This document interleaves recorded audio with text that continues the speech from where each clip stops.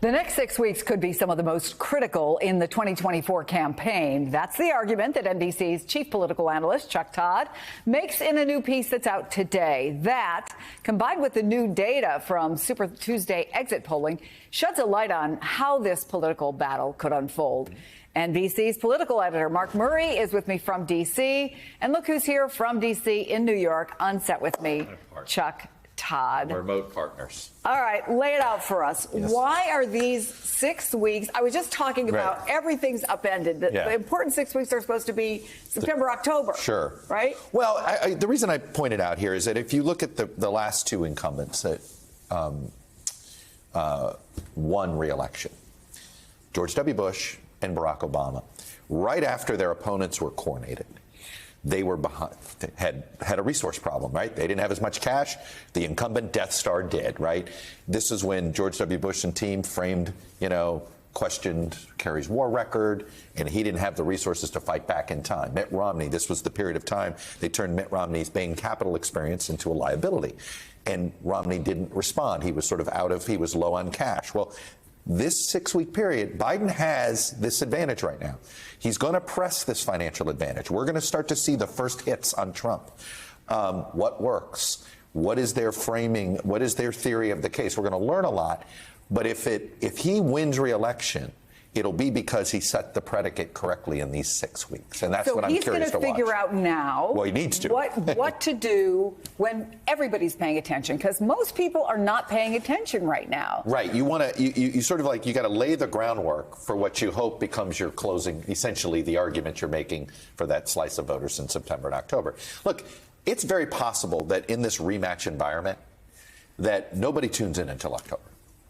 Right, that the truly persuadable voters, that are not looking forward to this, will tune in, but they're going to wait till as long as possible. I'm not watching the entire regular season. Right. Just get me to the play. It's kind of like the way the NBA is. You're like, NBA regular season, NBA playoffs. I'm only going to Final Four. Yeah, exactly. Yeah. I'll watch that. And that's where that is. But I do think we're going to learn a lot about Biden. What theory of the case the Biden campaign has in their anti-Trump message? What is it going to be? How much does it look backwards? How much is it trying to run against what could be a Trump second term, right? I think these are choices they have to make. All right, Mark, you did a deep dive into our NBC News exit polls. What do they tell us about those coveted small number of real swing voters? Yeah, Chris, and what we ended up seeing, whether it was in New Hampshire, South Carolina, or in Virginia and North Carolina last night, according to the exit polls, was Nikki Haley doing really well with independent, moderate to liberal leaning voters. And, normally when we end up having a general election lens on things, you want to be the candidate that's doing better with the independents, with the moderates. However, it's important to note, Chris, that one thing that we have kind of picked up in all of those early states with exit polls, and particularly in states with open primaries, and that means that not only Republicans can participate, but also independents and crossover Democrats, is that a lot of the Nikki Haley supporters, not all of them, but roughly half, are Joe Biden or Democratic voters. And in Virginia, for example, 51% of Haley voters ended up approving of Joe Biden's job. Now, in a Republican primary, you normally end up seeing it's around 1 to 2 to 3% of Republicans who might end up approving of the job of the opposition president. But here it was at 51%, which leads me to believe that these are a lot of Democratic and Biden voters who are never going to be voting for Donald Trump or the Republican ticket in the first place. All right, Chuck. So critics say that Donald Trump doesn't really understand the issues. And I'm not even sure that matters, right, for his base.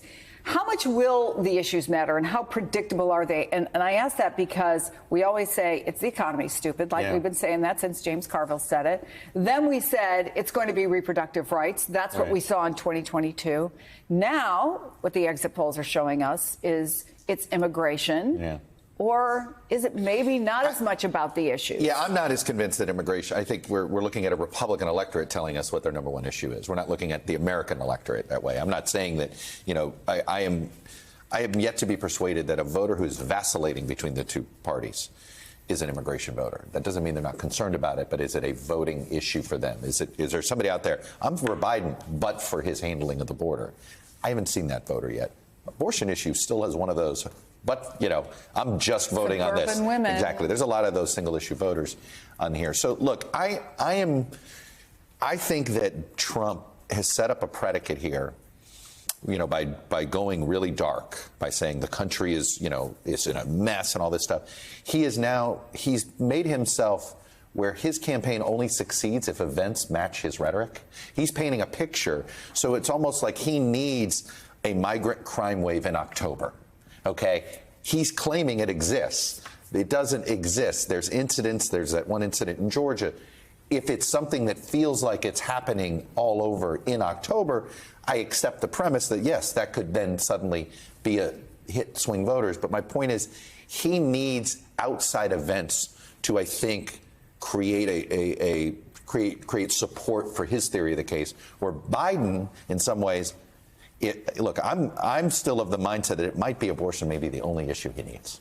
That it is still, until it's settled law, this is going to be a problem for the Republican Party in any national election, whether it's a midterm or a presidential. Chuck Todd, always great to have you here. You, Mark Murray, thank you, my friend. Appreciate it.